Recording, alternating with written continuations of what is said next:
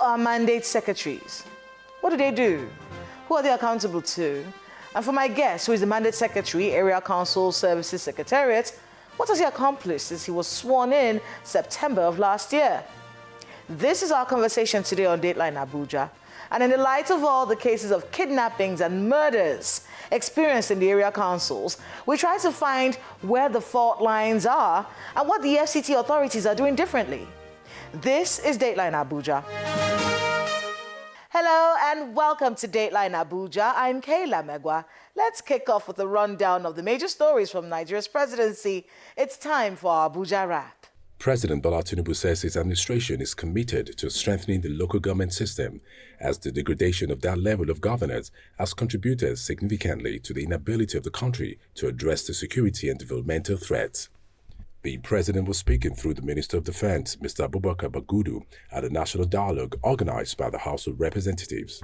Meanwhile, the Attorney General of the Federation and Minister of Justice, Mr. Lateef Fagbemi, who was also at the event, is throwing his weight behind calls for the scrapping of the State Independent Electoral Commission. Local governments are the frontline defenders against insecurity, as they are closest to the people and possess intimate knowledge of their communities' needs and challenges. This is why some have advocated for community policing as a finesse to our internal security challenges. It is in light of the foregoing that our administration is committed to implementing measures aimed at bolstering the local government system, recognizing that sustainable development, national security, and prosperity can only be achieved when every level of government functions effectively and accountably. Following the assent to the National Anthem Bill 2024, President Bola Tinubu, his vice Kashim Shettima, and others on Wednesday rendered the new anthem in Abuja. The signing of the bill into law on Wednesday by President Tinubu ensured that Nigeria revert to the old national anthem, Nigeria We Hail Thee. The anthem was rendered at the flag off of the FCT Rail Mass Transit System in Abuja, with the Senate President Godswill Akpabio, Speaker of the House of Representatives Tajuddin Abbas, Minister of the Federal Capital Territory Nyesom Wike, and others in attendance. Following the commencement of a public hearing on the National Anthem Bill 2024, the Attorney General of the Federation and Minister of Justice, Mr. Lateef Fagbemi, has indicated that any reversal should not come only by legislative fiat, but should be subjected to a wider consultation. At the hearing, the AGF, who indicates that the reversal is not out of place, indicates that it will require a referendum and input of state houses of assembly, which is a wider process and will be a true reflection of the generality of the wishes of all Nigerians. Meanwhile, President Bola Tinubu has enjoined the National Assembly to cooperate in building a nation for generations yet unborn. President Tinubu made this known when he delivered a brief speech at a joint session in the Green Chamber of the House of Representatives, in commemoration of 25 years of Nigeria's unbroken democracy, organized by the National Assembly. The House of Representatives today was divided over the use of mercenaries to combat terrorism and kidnapping. Some lawmakers feared that it would breed more insecurity, while others believed it would complement the actions of the security agencies. Meanwhile, the House has passed a resolution to investigate the mass retrenchment in the central bank.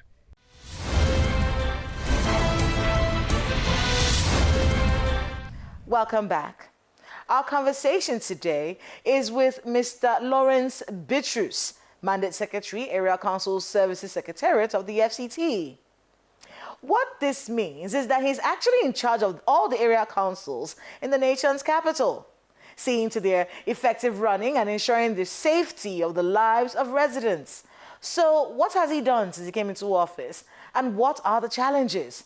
How did crime and criminality become this common under his watch? Please take a listen.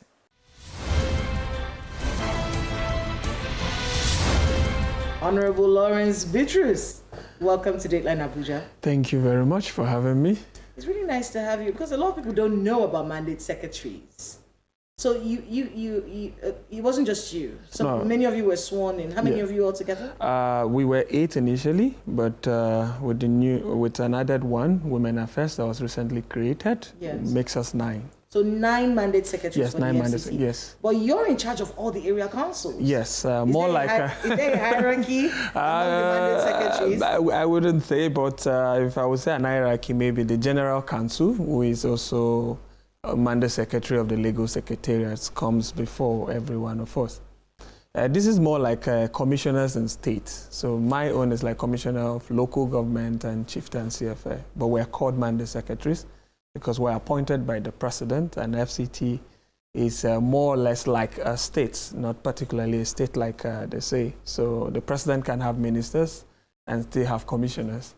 So we're called secretaries to the president, and then working with the minister who he appoints to represent him in piloting the affairs of FCT. So your office is basically under the president? Yes. It's under the presidency? Yes. So it's not an FCT It's, office? you know, by the constitution, the president is like the governor of FCT, who then appoints the minister to govern on his behalf. Okay. So that is why when any appointment is made in FCT, you see that there's an approval gotten from the president. So we are mandate secretaries to the minister, who is more like the governor representing the president.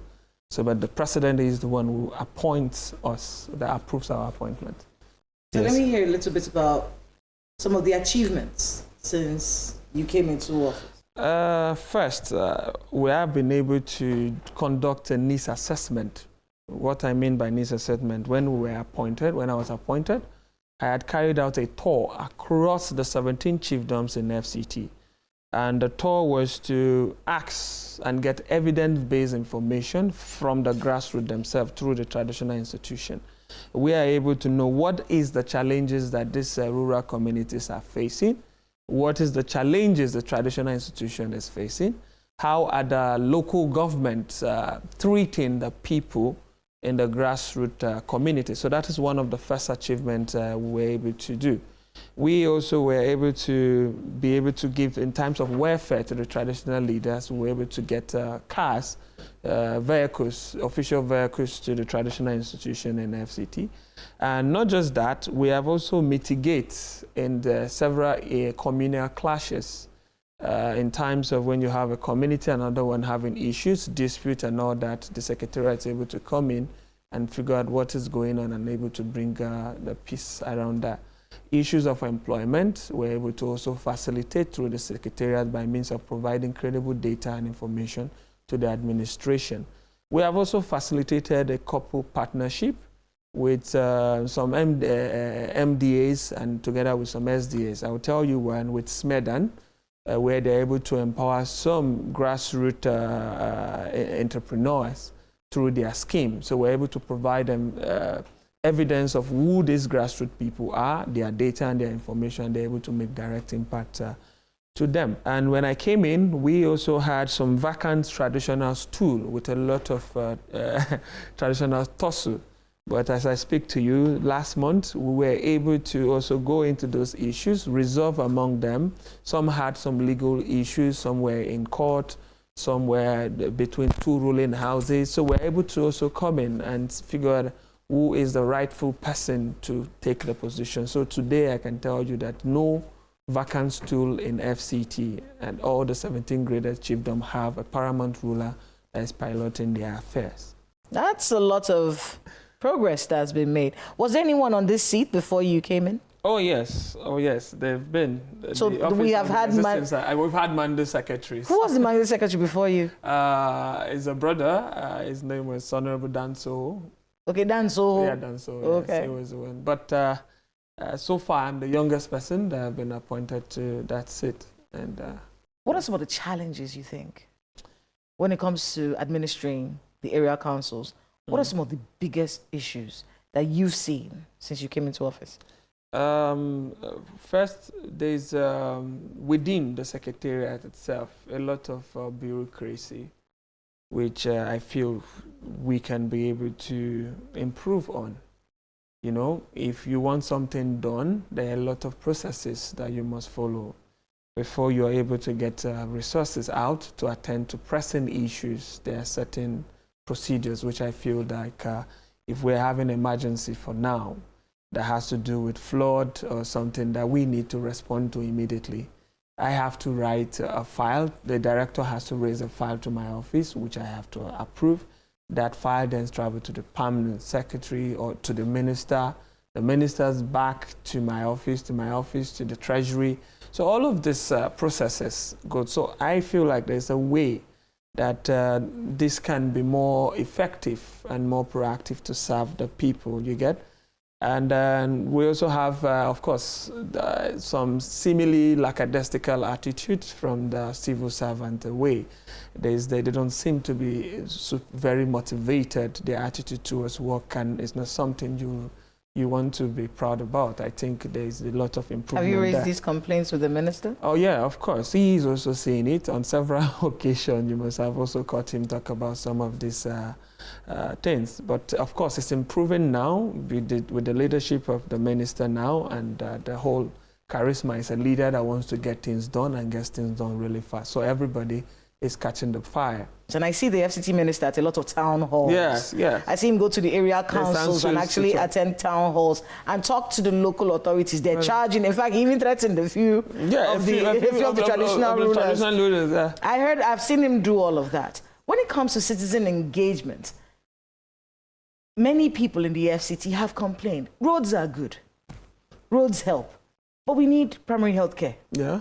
Primary healthcare facilities is something that's lacking in the FCT. When it comes to the power sector, we have notoriously bad areas like Lugbe that usually don't have. And then the rains are here right now. Everyone is looking, we're just looking at rubbing our hands. Where the usual culprits. Yes. Although we've seen changes happen at the local Goma axis. But that federal housing part in Lugbe, near Trademore, in fact, Trademore, and all those other places, we're watching to see if any of the interventions that have happened over the few months that the FCT would take any effect. Yes.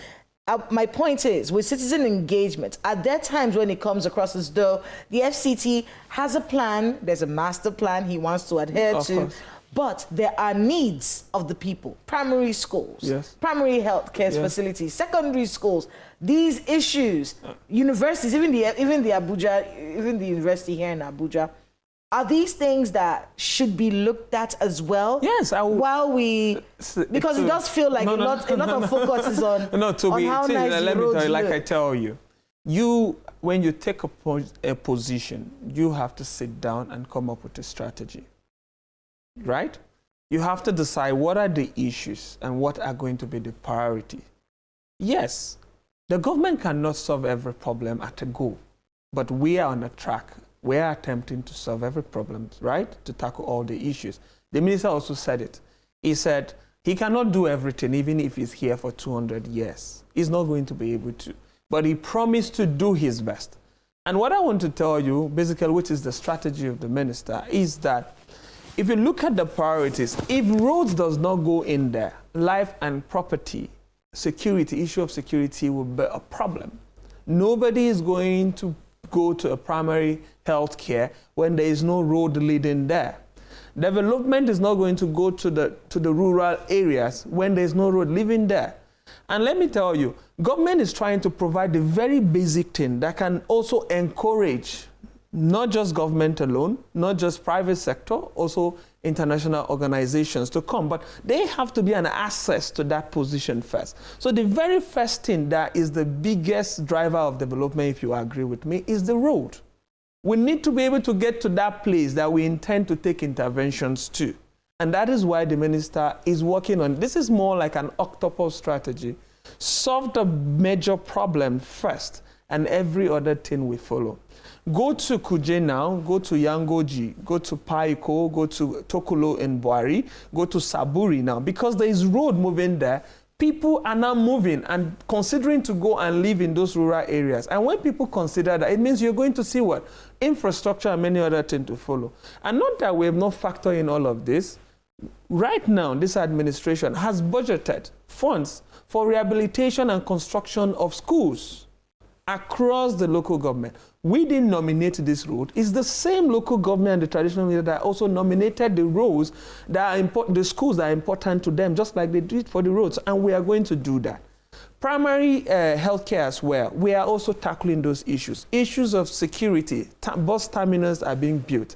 issue of transportation, we're talking about the railroad now to be commissioned on Monday and many other things. So not that every issue is important, but you have to have a strategy to say, if I do this, what is going to be the multiplier effect of what I have done? I'm glad that you brought up security, because that is where we are going to next, right? Because we have to look, there's a report that just came out, and kidnapping was the highest crime in the FCT in the past 1 year, with deaths in the city center and so much going on in the area council. But we'll get to that shortly. Thank you. Please stay with us as we continue this conversation on the area councils with the mandate secretary in charge of those area councils right here in the FCT. We'll be right back.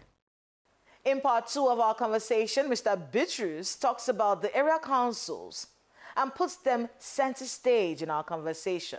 Talks about plans to keep them secure and ensure residents go about their daily businesses at all times of the day without fear.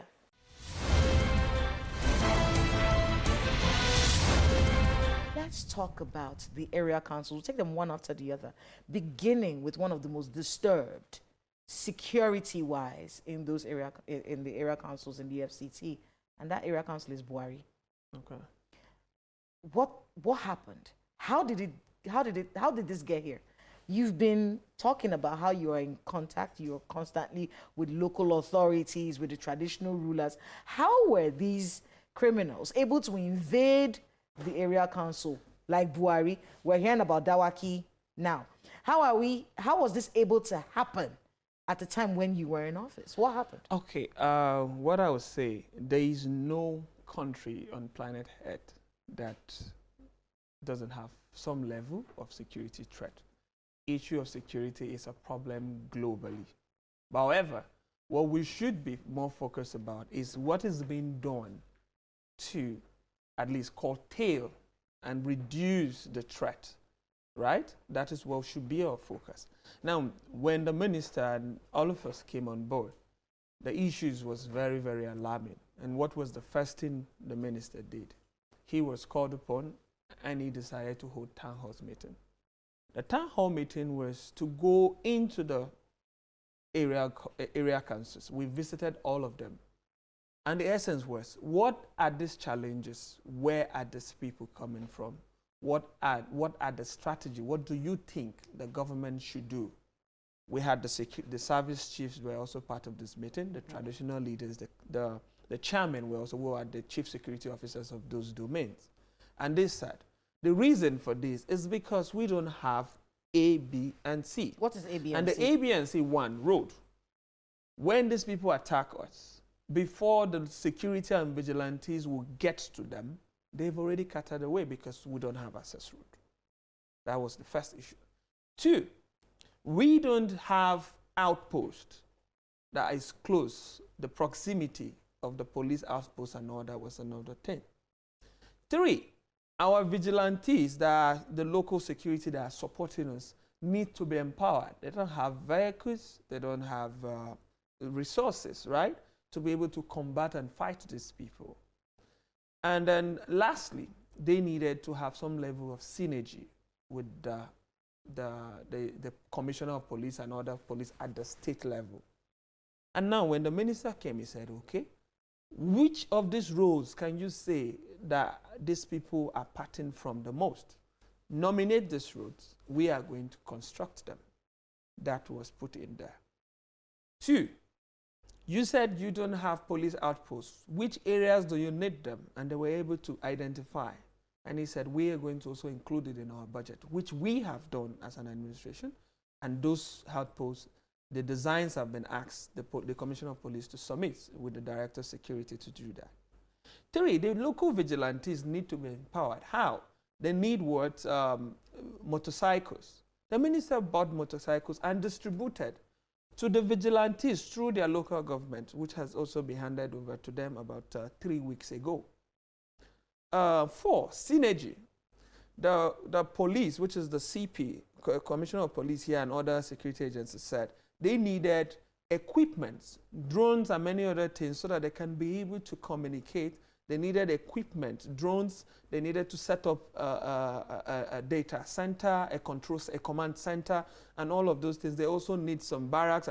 All this was also prioritized and put into budget. You know, certain things that you do might not take effect immediately. Because first, it is one thing to put budget, one thing to appropriate it. It's another thing to make sure that the fund, that particular budget that has been appropriated, is funded. And another thing for the funds to be released so that for that job to be done. But what I can tell you for sure is that we don't have any kidnapping camp in FCT as we speak, based on the report we've gotten from the CP. There is no kidnapping camp. But we cannot deny the fact that we are having challenges in some of our boundary areas. Like, for instance, Abuja, challenges from Kogi. We're talking about Buari sharing boundaries with Niger State and this state. So this is where the minister is also trying to see how there can be some level of synergy between himself and the neighboring states, the governor. So it's still a work. So he has, yeah, he's still a work in progress. Yes, he has actually. He has had earlier. He had a meeting in with the Nasarawa State Governor when we came into office, and it is going to be a synergy because they come in. Somebody is picked in Abuja. When contact is made by the local government chairman, you hear that you should come and pay for the ransom in Niger State, Nasarawa, right? So those boundary areas, of course, there are challenges there that way. And some of these attacks is not an information we can share publicly. It is done with connivance with the people. What people? Of course, the settlers, the residents. The residents that are kidnapped? They are kidnapped, some of them. I don't understand what that means. What it means is that information is being given to some of these kidnappers. There seem to be a cooperation between the residents and these people that are perpetrating these acts. Residents of the areas that are attacked? Of the areas that are attacked. Not necessarily the ones that were kidnapped? Not necessarily the ones that were kidnapped. Okay. Right? So that is why we're also trying to encourage this community policing. We are saying that if you see something, say something. At my secretariat, what we have done is to create a desk where information can actually get to us within 5 minutes. We are building a structure that spans across the 858 communities through the 62 ward that comes to our office. And we're able to give this feedback, this information back to the responding agencies. And which is why I feel like there are a lot of things that are happening as relating to security that we're not actually talking about. Some of this information are underreported. Earlier this year when the issues were high, I can tell you, I had given information through the civil society organization that has led to the arrest of several other people. This Guzape that you're staying in Kobe, information was brought to my office through one of the youth leaders in this network that we have. And we sent that information to the director of security and 4 people were apprehended. And as at January, over 70-something people were also apprehended. But we don't seem to talk much about some of the good things that has been done, but we focus more on the bad things. The crime rates in the FCT. Buari came up as the place with the highest number of kidnappings, understandably so. But when it came to killings as a result of these kidnappings, Amak had over 20 deaths since last year, since May the 29th last year.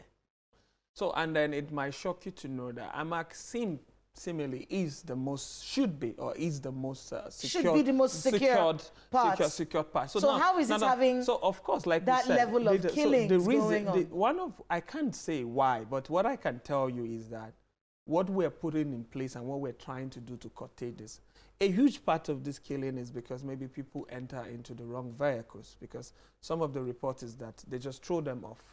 After killing them, throw them off or cut off their body parts and they're thrown off on the road. What we're doing to that regard, we had set up an Abuja Corridor Task Force who are mounted strategic position in parks and all of that.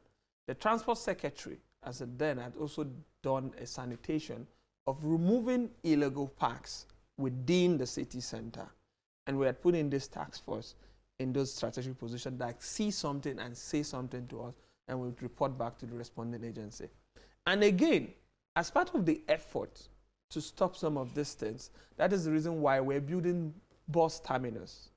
There are going to be 3 that is going to be built. So that these illegal things can also stop. And that we're also having our own taxes that would be introduced, right? Your own taxes? Yes, that would be introduced so that you are sure of the vehicle you actually get. This, I believe, when they take full effect, is going to drastically reduce some of these things. So as we wrap up, just something the residents should take away. What is the mandate secretary for all the area councils saying to the FCT residents right now? So what I'm saying to them is that the renewed up agenda of Mr. President is an agenda for all of us. We all have to believe in it, we have to support it, and we also have to protect it. Thank you. Thank you so much. Thank you very much for speaking with us on the program, and good appreciate luck. it. Thank you very much. We will be having you over and over again. I will come. I'm glad to come. But I want to thank you so much for making all the time to speak with us. Thank you very much.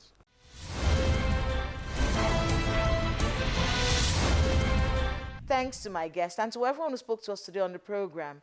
Please stay safe. Know what numbers to call if there's an emergency. And remember to always be at peace. Know your surroundings. Check what's going on. If there's someone strange in your neighborhood, call somebody. If you see something, say something. And that's Dateline Abuja this week.